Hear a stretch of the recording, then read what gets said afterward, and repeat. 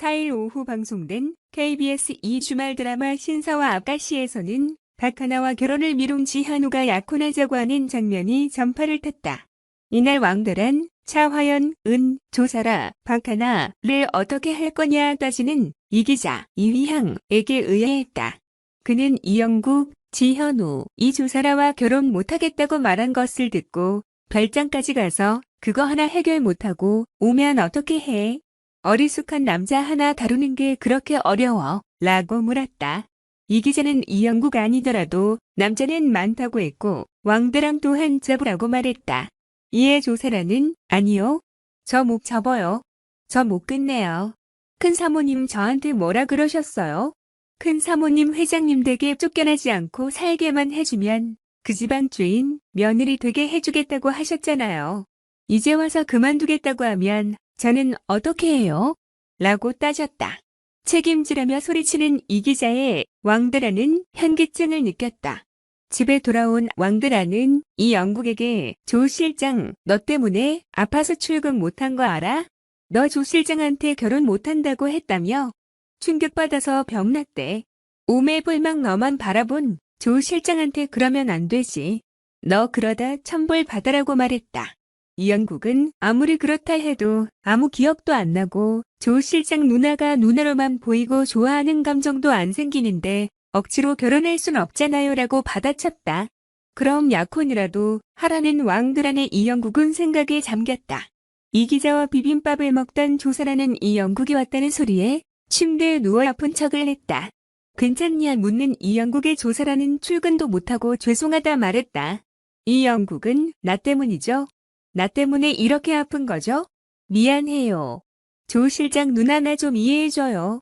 나도 노력하고 있잖아요. 그런데 내가 생각이 22살로밖에 안 되고 조 실장 누나가 여친이 아니라 누나로만 보이는데 어떻게 해요? 라고 설명했다. 조 실장은 그럼 저는요? 저는 회장님만 바라보다가 늙어 죽어요? 라고 물었다. 그 말에 이영국은 그럼 우리 크리스마스 이브에 약혼해요. 약혼했다가 기억 돌아오면 그때 결혼해요. 그러니까 마음 풀어요. 조 실장 누나가 이러면 내가 마음이 너무 아프고 미안해지잖아요 라고 제안했다. 그 말에 조사라는 알았어요. 대신에 약혼 기간이 너무 길지 않았으면 좋겠어요 라고 말했고 이 영국은 결혼은 기억이 돌아오면 하고 싶다고 못 박았다. 조사라는 어리숙한 것 같은데도 왜 이렇게 고집이 세? 그래, 치사하지만 일단 약혼이라도 해야 해. 약혼이라도 해야 회장님 마음도 사로잡고 결혼 앞당길 기회도 다시 생겨라고 생각했다. 약혼을 실내는 이영국의 조사라는 아니요. 그렇게 해요. 회장님이 우리 결혼식 일부러 미룬 것도 아니고 다쳐서 이렇게 된 건데 어쩔 수 없잖아요. 우리 크리스마스 이브에 약혼해요라고 답했다. 한편 KBS 2주말 드라마 신사와 아가씨는 오후 7시 55분에 만나볼 수 있다. 지혜중, 송혜교, 윤정희의 내가 까는 거다. 한방, 장기용과 키스. 지금 헤어지는 중입니다에서 송혜교가 과거에 연연하며 치졸하게 복수하는 윤정희에게 통쾌한 한방을 날렸다. 4일 방송된 SBS 금토 드라마 지금 헤어지는 중입니다. 8회에서는 하영은 송혜교 분을 향한 굳건한 사랑을 드러내는 윤제국, 장기용의 모습이 그려졌다.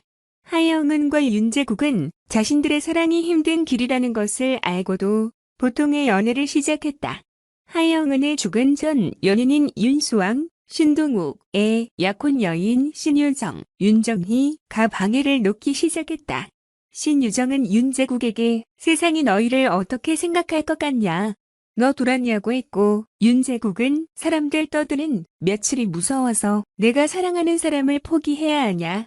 누나한테 잘못한 건 형이지 그 여자가 아니다. 분풀이 상대로 잘못 골랐다고 답했다. 그리고 윤제국은 자신의 어머니 미녀사 차화연에게도 이 같은 사실을 알렸다. 윤제국은 자신이 사랑하는 사람이 하영은이라고 말하며 형이 좋아한 그 하영은 맞다. 우연히 만났고 그때부터 좋았고 나중에 알았다. 그 사람하고 나 사이에 형이 있다는 거라고 했다. 민화연은 그 아이도 알고 있냐고 물었고 윤제국은 그 사람은 안 된다고 했는데 제가 잡았다.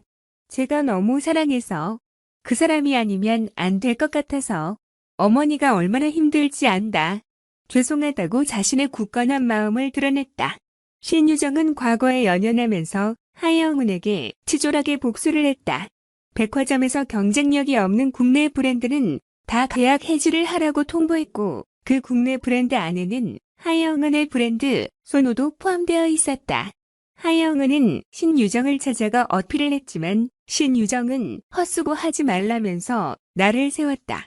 신유정은 개인적인 감정으로 내린 결정은 아니라고 생각한다고 했지만 신유정은 개인적인 감정이 맞다면서 하영은이 만든 옷을 백화점에 걸 수 없다고 말하면서 나를 세웠다.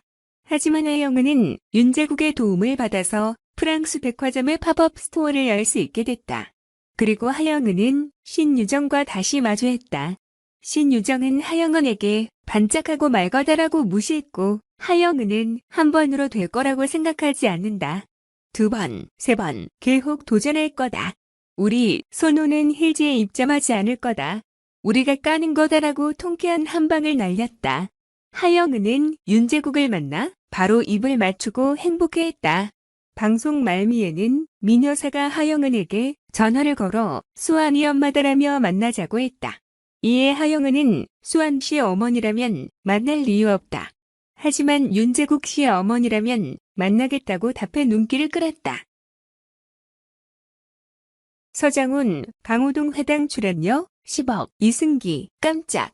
4일 방송된 JTBC 예능 프로그램 아는 형님에는 이승기와 엑소카이가 전 학생으로 등장했다.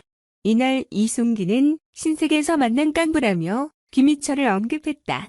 이승기는 희철이와 게스트와 패널로 만난 적은 있는데 긴 시간 프로그램을 해보기는 처음이다라며 새로운 깐부를 찾았다고 말했다. 강호동은 셋이서 프로그램을 하냐? 나 없이 하는 거냐며 서운함을 드러냈고 이승기는 강력 추천을 했으나 거절당했다고 답해 웃음을 안겼다.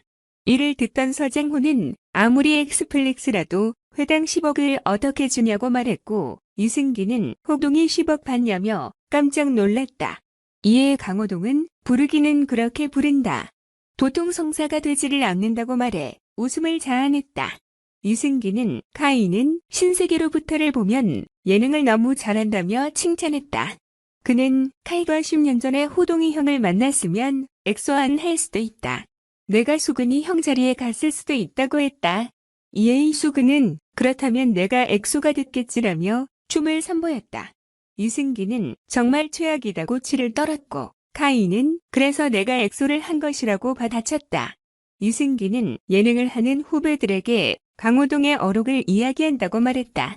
이승기는 예를 들면 모자 쓰지 마라. 시청자와의 약속이고 예의 가고 얘기한다. 시청자는 나의 힘듦을 모르게 해라.